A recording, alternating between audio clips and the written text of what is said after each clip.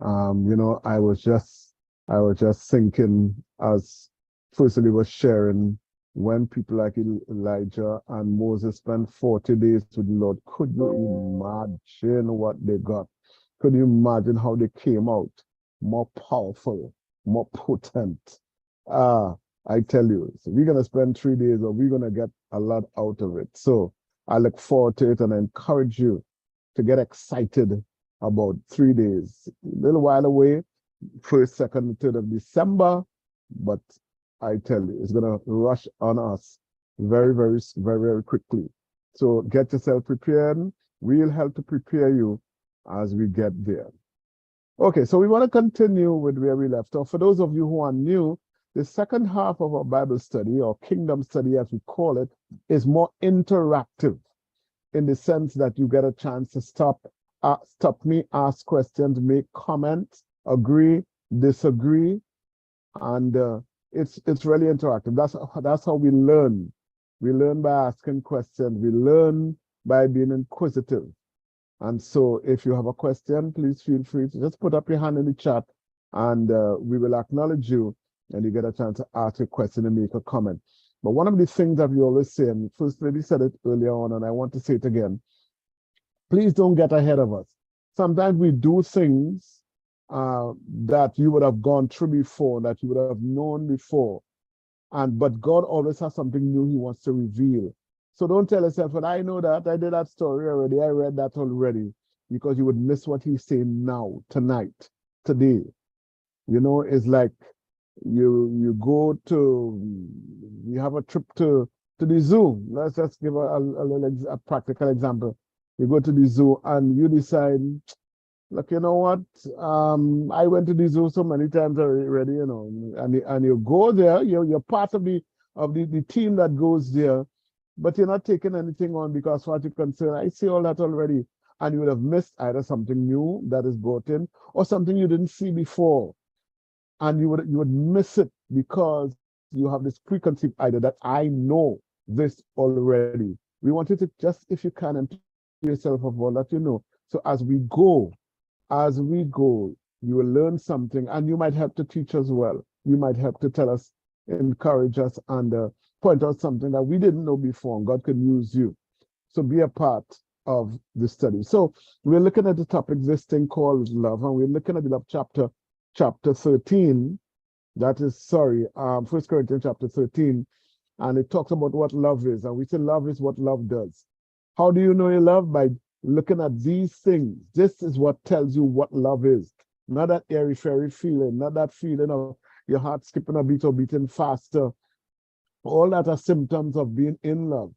But love, true love, as God talks about, it's found here in chapter 13. And we have reached the part where it says love does not behave rudely. It is not shameful. It is not indecent. All right? People who love or people who don't love behave in a way that is improper, disgraceful, shameful, a way that brings reproach. That is not love. And sometimes too, we've talked about people who are loud and aggressive, but there are some people who are quiet. You can be rude and quiet, or quiet and rude. Sometimes you say things to people, just one word, just one little thing, that is hurtful to somebody or that can embarrass somebody. You could be nice and calm. There are some cold-blooded killers, And so you could be nice and calm, but you are still being rude. Think of a child too. Sometimes you tell a child to do something, and that's why they're not taking you on. You're talking to your child, and they're on the tablet or they're on the phone, and they ain't taking you on. They know you're talking to them, but they're more interested in what is going on in their hands or on the screen. That is being rude. Love does not behave rudely. So we've got to understand that sometimes it's too extremes. One, somebody who's shouting and carrying on and being disrespectful. But there are also others who are nice and quiet and rude. I say nice, but quiet and rude. We have to be courteous, mannerly, decent, civil, respectful, regardless of the circumstances. That is a reflection of love. And you know, a lot of times, we are most rude to the people that are closest to us. We treat strangers sometimes better than we treat our spouse, our parents, our children. Children, you go to school and you talk good with your friends, but you come home and you're rude to your parents. Love is not rude. Love is not rude. It does not behave itself unseemly. And we looked last night at the verses of scripture in Ephesians 5:22 that talks about wives submitting to your own husband. Also in Colossians, wives submitting. Submission is an act of love. You also hear that husbands should love our wives and don't abuse them. Don't be bitter towards them. Children, obey your parents. We talked about that. And the last thing we talked about last evening is fathers not provoking our children. And we looked at that as to what provoking means. Because yes, and it's not just fathers, you know. You see, when Paul was writing in those days, they lived in what we call a patriarchal society, where the man was the head of the home, and the man, you know, he had the responsibility to rule the home, and whatever he says goes. Women didn't have that kind of authority and clout, so it was up to the man. So he focused on the man. But in our present day, male and female, fathers and mothers have the responsibility of raising the children, teaching the children, disciplining the children. And I explain to you what disciplining is. Disciplining is not punishment. Punishment is a form of discipline. But disciplining is to train, to teach. When they say a child kind of rowdy and unruly, you say that child has no discipline. It means that that child was not properly trained. And so we need to understand that children are supposed to respect their children, but fathers are not supposed to provoke, parents are not supposed to provoke their children to anger. And the word provoke really in the original Greek means to irritate or to arouse feeling such as anger, hurt, shame, fear, to the point of exasperation. We can bring our children to that place. We can bring our children to that place. So we as parents must not do things that would exasperate our children, get them angry.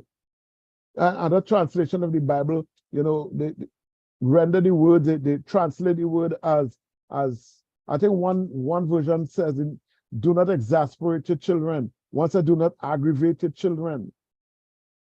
Another one says, do not drive your children to resentment. Don't nag your children. Don't embitter your children. These are different versions that I've read that it means.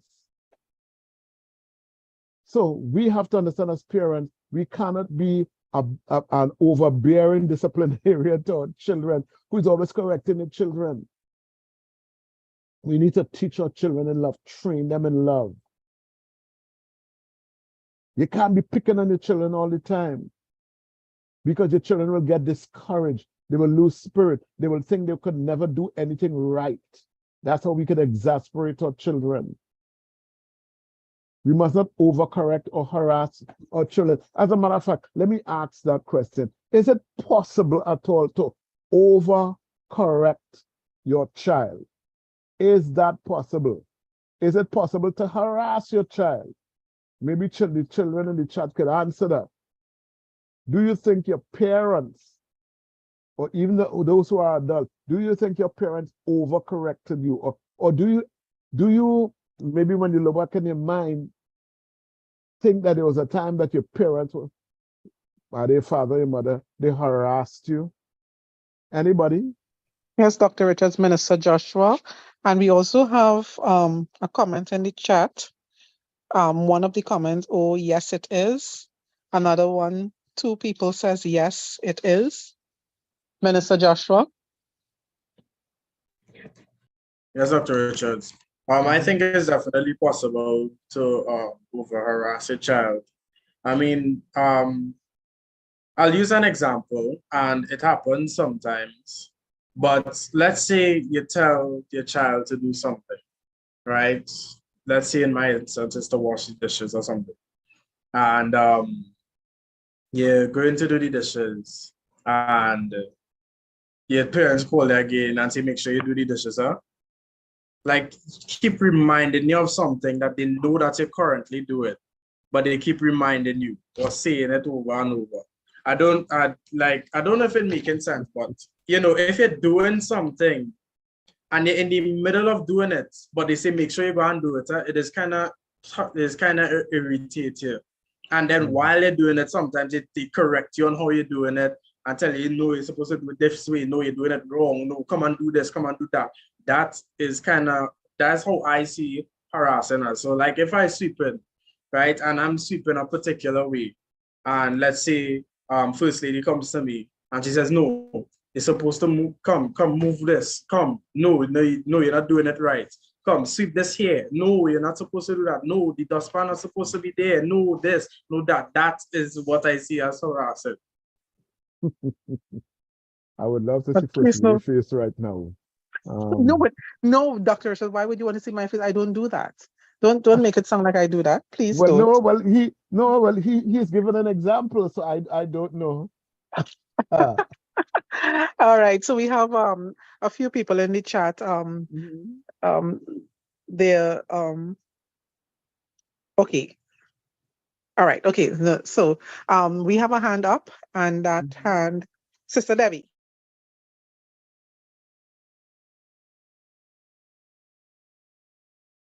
Sister Debbie?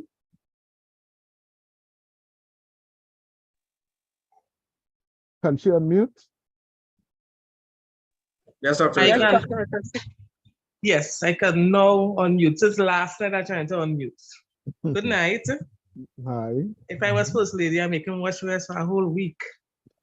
So don't put ideas in her head, please. Don't do that. I have the same problem home. But Professor, I am a parent now, right? Thank God. And I think yes, it has something called. Yeah, I think we as parents we just overdo it. Sometimes when I look at some other sports.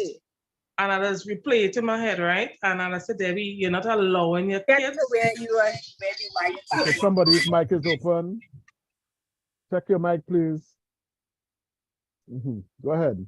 Yes, Professor. I sometimes I just stop and I just think, right? You got to search it yourself, right? Because sometimes when I'm on my kids and them and I see that eye roll in their head, and Jamal will be like, Mommy, you told me that already. Mommy. So before as I enter the house, and they know what I'm going to say, they will say it for me. In that kind of way, like I put the program now, right? So sometimes I just say, Debbie, you need to allow your children to be children. Not because you were brought up a certain way, because my father stressed me out like that. He overpressure us. He overpressure. Thank God we didn't blow our pipe. But I think we parents, we just really overdo the children, because I don't know, maybe because we just want them not to make the same mistake that we made, or try to prevent them from things that will, that we sit down, we know what will happen then. So we'll continue to be, don't forget to do this, don't forget to do that, don't forget to do this, and they'll be like, Mommy, I know, Mommy, I know, Mommy. You understand? So I think we parents, yes, we do. You can exasperate your children, yes. I hear Yes, you. we do. Okay, thank you, Sister Debbie. Anyone else? No, Dr. Richards. Okay. So it's happened. And sometimes we have to allow our children to make mistakes, and we can't protect them from everything. We can't teach them, we micromanage sometimes. We give them something to do, and we're over them, watching them all the time to see how they do it. God doesn't operate like that. And so we as parents ought not to operate like that as well. So we've got to understand that, yeah, you can overcorrect, you can harass your child, and that could get them discouraged. That could get them, as Joshua was saying, you're in the middle of doing this thing, and then you hear, I want you to do this. And I understand how that can feel. So we as parents have to be careful that we do not overcorrect our children. That's the only word I can find. Overcorrect them. Sometimes allow them to go through the process. You monitor them, you go through the process. And when they make the mistakes, then you help them correct it. You help teach them. Because if they are not allowed to express themselves, if they're not allowed to do the things and make the mistake, because we are human beings and we learn from mistakes. And if we are not allowed to make a mistake, we will not learn. Okay? And so sometimes A child gets to the point where they figure, I could never get this right. I could never do it right for daddy. I could never do it right for mommy. And we do not want to bring our children to that state, place. Our children must know that they are loved all the time. They must always know that. Okay? So love does not behave unseemly or rudely, because we can be rude to our children as well. Love does not behave rudely. And Paul was writing this, remember this is Corinthian, and he was writing this to the Corinthian church, and the Corinthian church had lots of problems. They had lots of problems. They were guilty of unbecoming behavior. In fact, acting unseemly seemed to be their trademark. And nearly everything they did was rude, was unloving. They had serious problems that Paul had to address these problems from time to time. They had problems. They also had a lot of questions that he had to answer.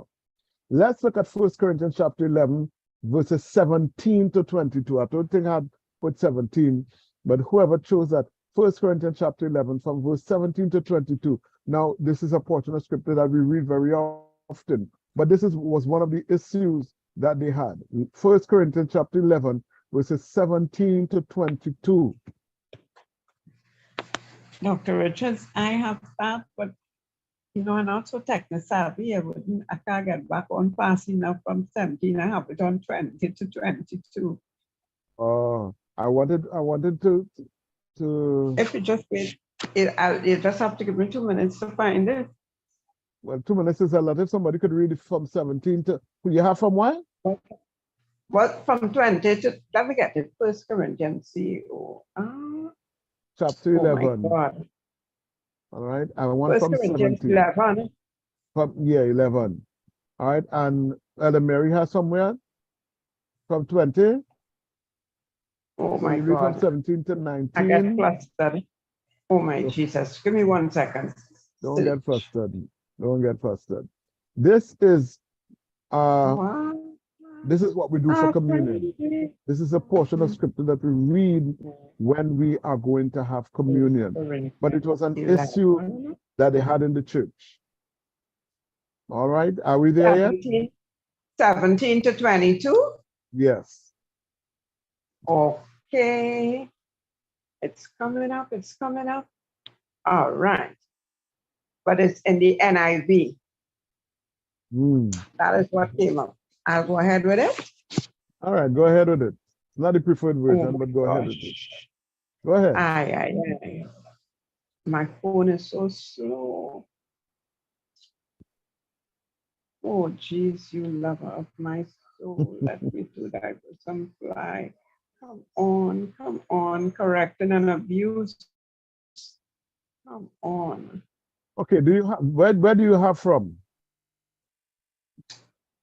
I lost that. Oh, you lost it. Ah, Don't get frustrated. Don't get frustrated. These things happen. Don't worry about it. All right. If you don't have it, we'll have somebody else read it. And I don't want to feel anyhow about it. Dr. Richards, I could read it if you like. Yeah, read it for me. It's my fault. So much. Thank you. Yeah, I should have given this from before. I had given it from 20, I think. Right, but I changed it at the last minute. So you don't feel anyhow about it at all. So go ahead and read, Joshua. So 1 Corinthians chapter 11, verses 17 to 22, right? Now, in giving these instructions, I do not praise you, since you come together not for the better, but for the worse. For first of all, when you come together as a church, I hear that there are divisions among you, and in part, I believe it. For there must also be factions among you, that those who are approved may be recognized among you. Therefore, when you come together in one place, it is not to eat the Lord's Supper, for in eating, each one takes his own supper ahead of others, and one is hungry and another is drunk. What? Do you not have houses to eat and drink in? Or do you despise the church of God and shame those who have nothing? What shall I say to you? Shall I praise you in this? I do not praise you.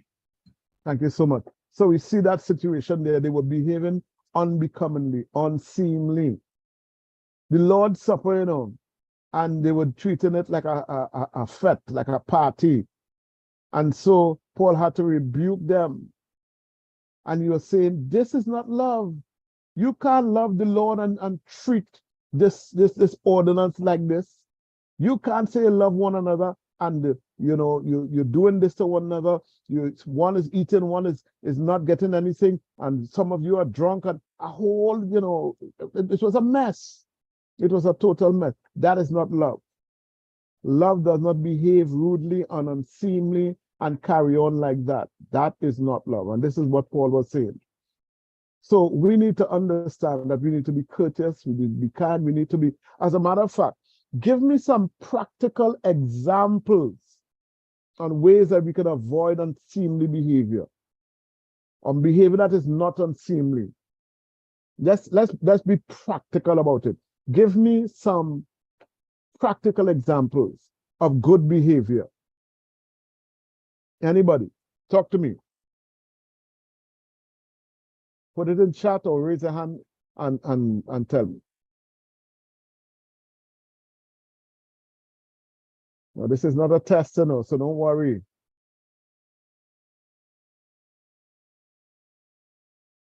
Can I start? Hello, Okay. Sheldon.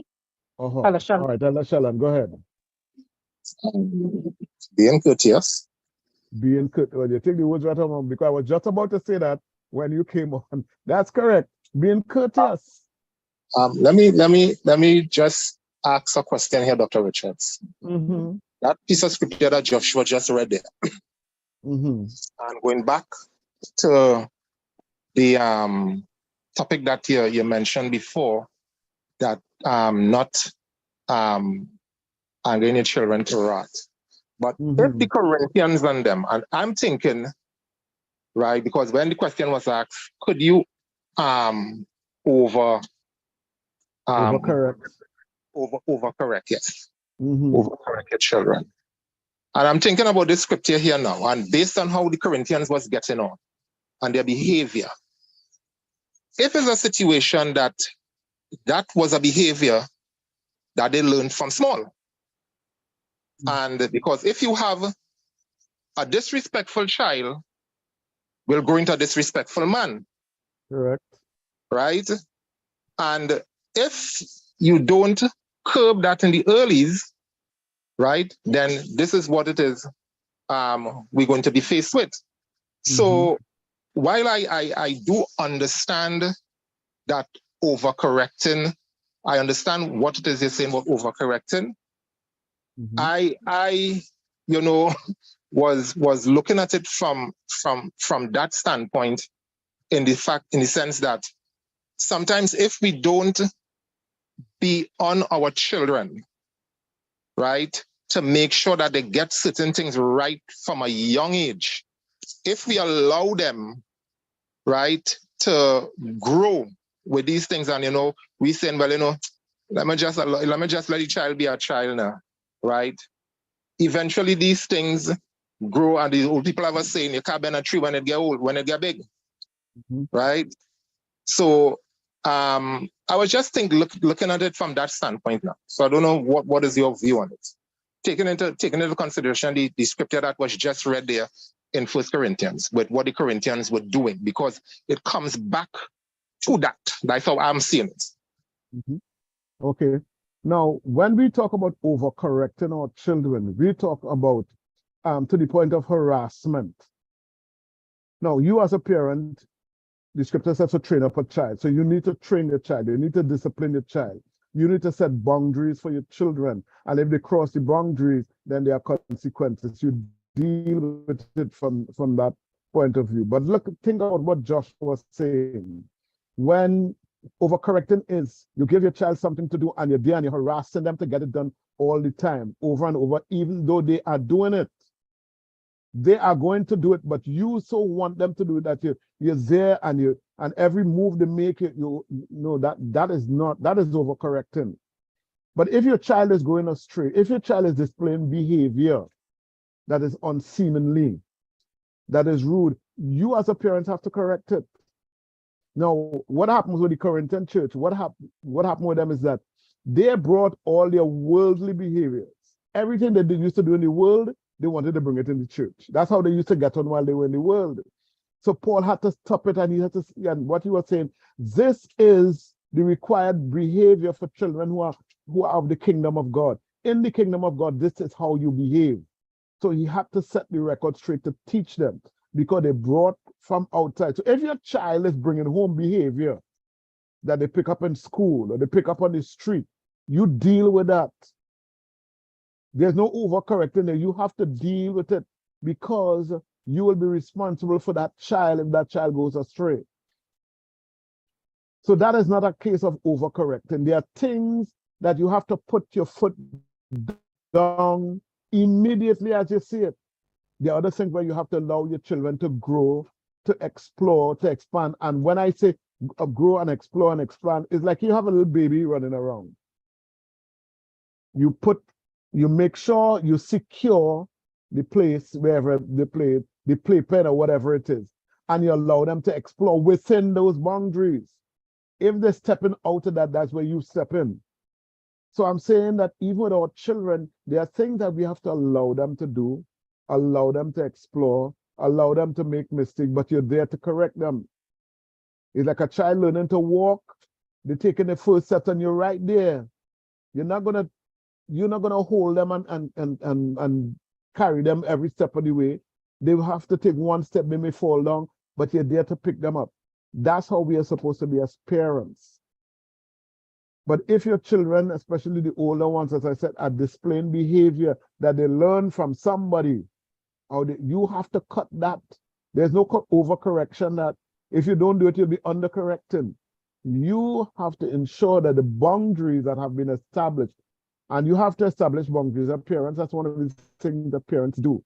Establish boundaries. This is what you can do. You can't come home after 8 o'clock. You can't do this. You can't go here. You have to establish those boundaries and try to tell the children why too. Let them understand. And one of the things that we need to understand as human beings is freedom doesn't mean the right to do what you want to know. That's not freedom. Freedom is the right to do the right thing and the ability to do the right thing. That's what true freedom is, you know. Because we need to understand that there's a devil out there. And when we think we're free, it's because we are being enslaved to him. True freedom is knowing what is right. True freedom is knowing your boundaries. Like when God put Adam and Eve in the garden, he said, eat of any trees, but there was a boundary. He said, this tree you can't eat. They were free. They were absolutely free in the garden, but there was a boundary. So as parents, we have to set the boundaries for our children. And if they step outside of that, we have to make sure we correct it. And that is not overcorrecting. But one thing, but tell me something. Coming back to the same example Joshua used about washing weights. Now, there's a right way and a wrong way to do everything. And as a parent, you want to teach your child the right way to do something. All right? The child wash the weights, right? But when you look at the drain board wet, you show them this is the proper way to wipe it down. This is how it's supposed to be, right? And you show them, right? They wash weights 2 or 3 days after, you go back, right?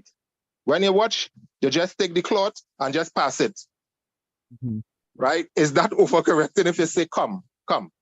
You was having a conversation with First Lady. Right? Do over this, come, do over this. Come. Is this how I showed you to do this? Right? But now, no, Elder Challenge, that is training your child. That is training them.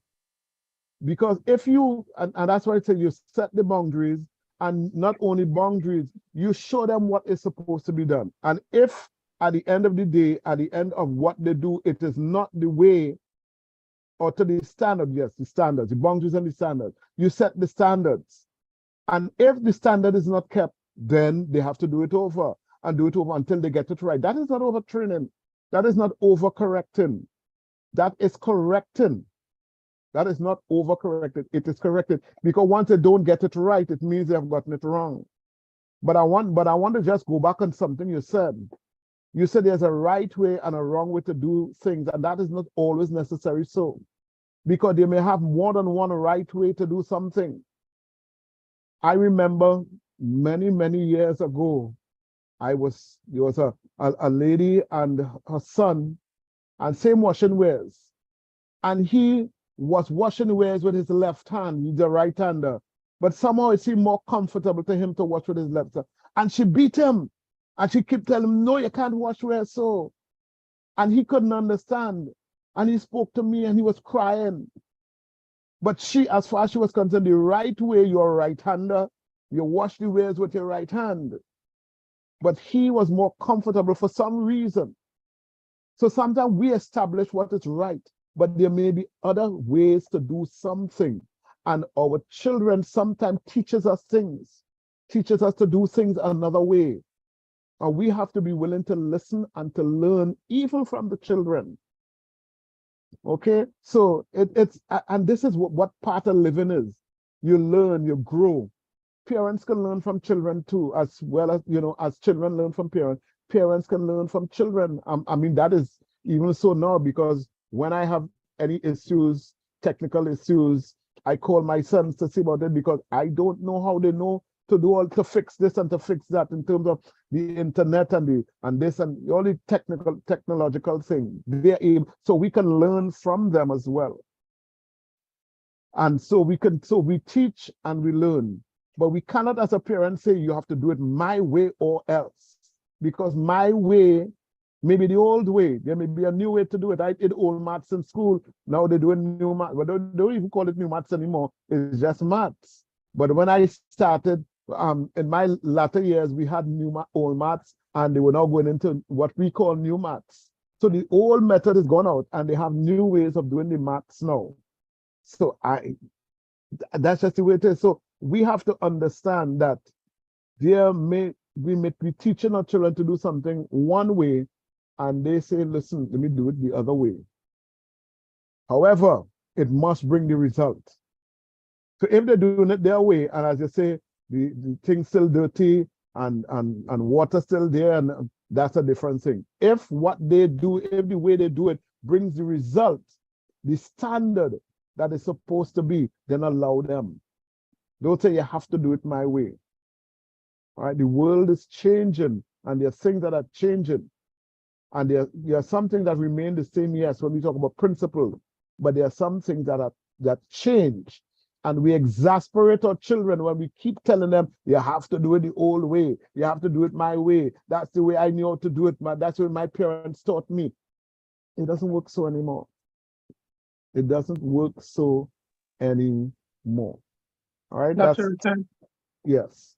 so we have a few comments, and I want to piggyback on something that Elder Sheldon said, but we have I thought so, yes. No. Okay, let me make my comment first then.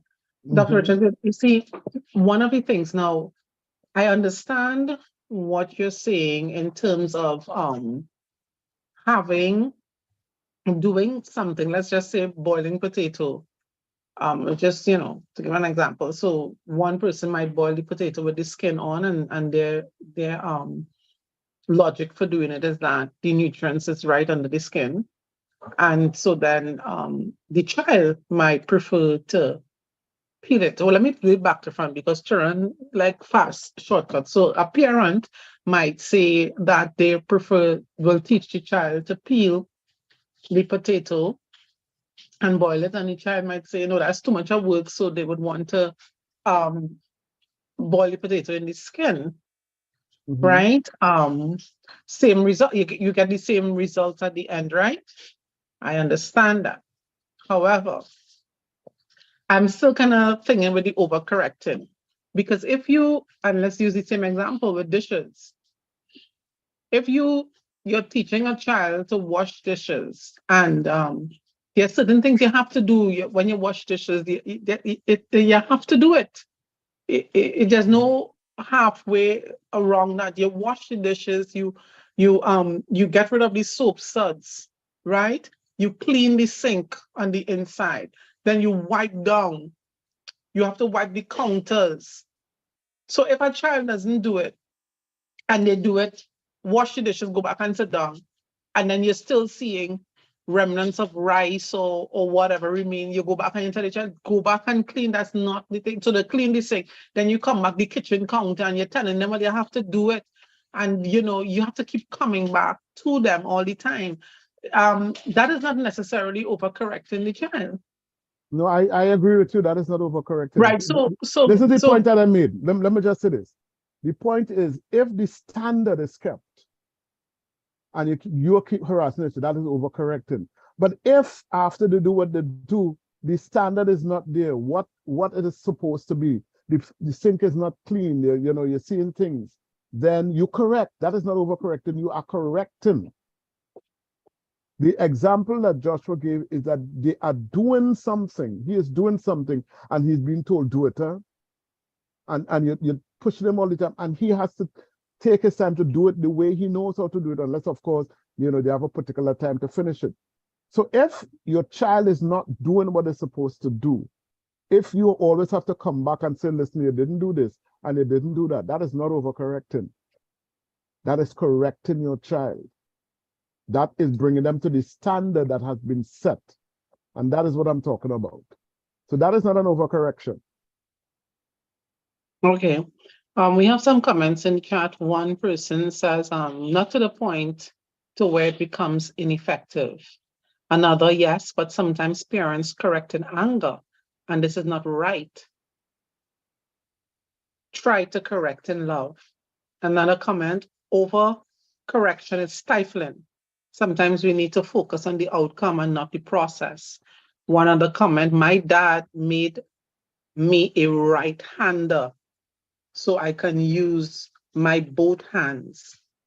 Then, okay, so the other is, one other comment is my way or the highway. Yeah.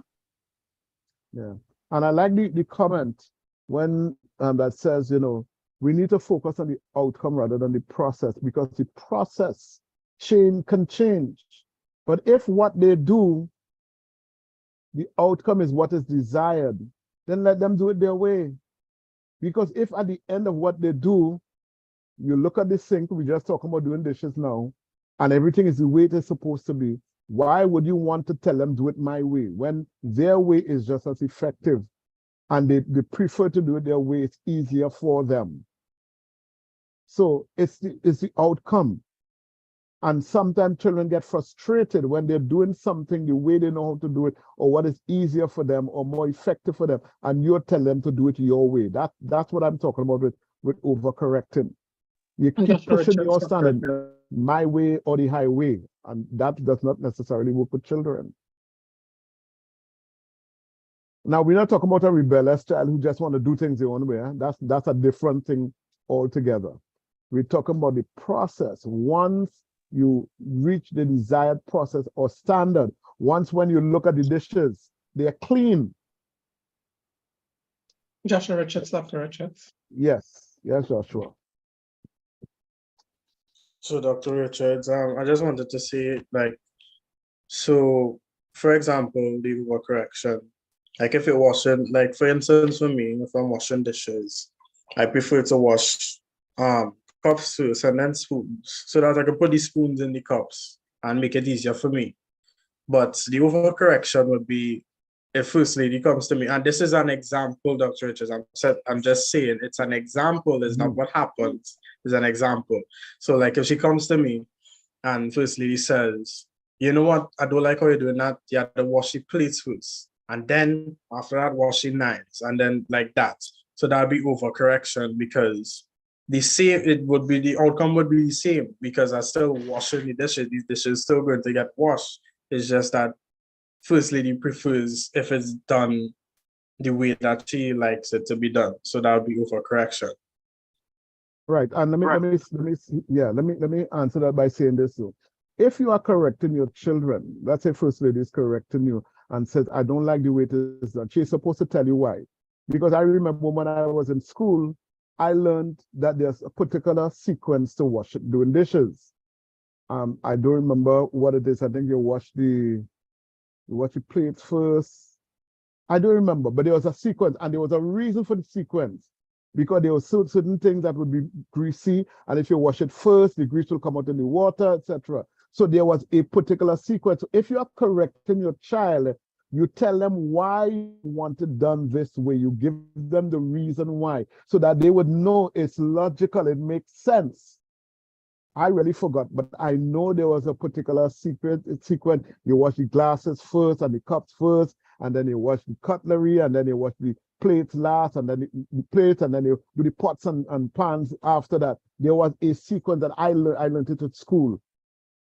So there was a sequence that you did it, and there was a reason for the sequence. So if you're correcting your child, you have to tell them this is the way it is supposed to be done, and this is why it is done this way. It makes it easier for the child. It's logical. You know, you bring logic into it. Now, if the child is rebellious and don't want to do it that way and they want to do it their way, fine, but it must be clean at the end of the day. It must bring the desired result at the end of the day. So you allow them to explore, but then you show them at the end of it all, listen, this glass is still lit, it's greasy, it has grease in it. Why? Because you wash it last instead of you washing it first. That's how you're supposed to do it. Teach children by explaining the whys you do things. Don't just correct them. Don't just tell them, do it my way. Because I say so. Sometimes you don't even know why you're doing it that way, but you want them to do it that way. Oh, anybody else? As we run out of time. Quickly. Yes, Dr. Richards, we have Sister Debbie and then Elder Sherry. Professor, Okay. good night again, right? Yes. You ever had any encounter or situation people reported to you that during the discipline of the children or correcting the children and them, you know, that the children run away?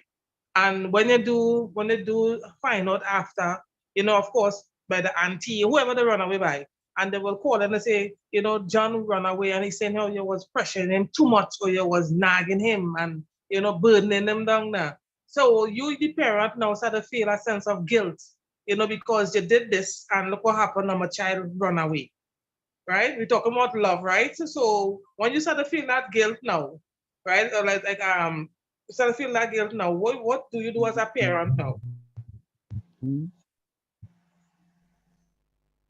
Is the child correct? Did you really do that? Because there are children. Okay. There are some children, you just raise your voice to them and they feel that you're abusing them. Huh? So you have to determine whether your child's action was justified. And that auntie and uncle, whoever they run by, are supposed to be able to deal with that child, talk to the child and bring them to the point, because of course a child is supposed to have a safe haven. So if they are being abused, yes, you know, they could have auntie and uncle to run by. But your auntie and uncle should not be encouraging them to come every time they feel that you discipline them or, you know, or you do something. No, that's encouraging the children to do wrong. And there must be, if that happens, then you, your auntie, your uncle, whoever they run by, and the child is supposed to sit down and let them know what are the boundaries. Let them know and understand this is why I'm doing what I'm doing, and it is for your benefit. But you yourself must be, you know, be certain and confident that what I'm doing is the right thing. The child has violated what has been said, and because of that, the child is in the wrong. Okay? So don't feel guilty if you didn't do anything wrong. Elder Sherry, I think is the next person. Good evening, everyone. Dr. Richards, I just want to endorse what you said about, you know, giving the reason why, because I remember as a child, my mother would say, do so and so and so, and I said, but why do that? Because I am your mother and I say so, you know, and that's one of the things I have learned, you know, in parenting, that I always give my children the reason why. I would even try to find a scenario, you know, where I could identify, that they can identify with, so that to drive home the point as to why this is the best thing to do. And I think that's something we kind of lack, because we feel we are the authority, so we just lay down and expect the child to just follow the rules. Yeah. Thank you. You see this thing called understanding? When you understand why you're doing what you're doing, it makes it easier. It makes it even more joyful. when you understand, when your parents explain to you, this is why I want it done this way. Once you have that understanding, if you go against that, you're being rebellious. But sometimes we want people to do things in a vacuum or children in a vacuum. So they just know they're doing this and they don't understand why. Understanding is key. Understanding is what gives them the drive to do what they do. And that's why I told you, when I learned why to wash wheels in that particular sequence, I haven't done it for so long that I forgot. It made sense to me, so that's why I did it that way. When somebody just tell me, you do this first and you do that, and that doesn't do anything for me. So tell them why. Tell them why. We've come to the end of our time for tonight. Thank you so much. God richly bless you. Have a wonderful night. Have a wonderful night. See you back here tomorrow at 8 o'clock. Of course, we open the Zoom at 7, and we will continue this discussion tomorrow. And before you leave, one thing, good let night. me just wait, hold up. One thing, feel free to disagree at any time. Eh? That's why we have this interaction. Don't feel that is I'm right and you're wrong, and you don't want to say anything. No, I can learn from you as well. Because right now we're talking about parenting. I'm a parent, so feel free to disagree and feel free to add anything you feel that all of us can benefit from. Okay, so before we go back to First Lady, someone was saying something. Yes, my name is Wendy. I'm from Atlanta. I just realized that my sister-in-law is on the phone, is on the Zoom call.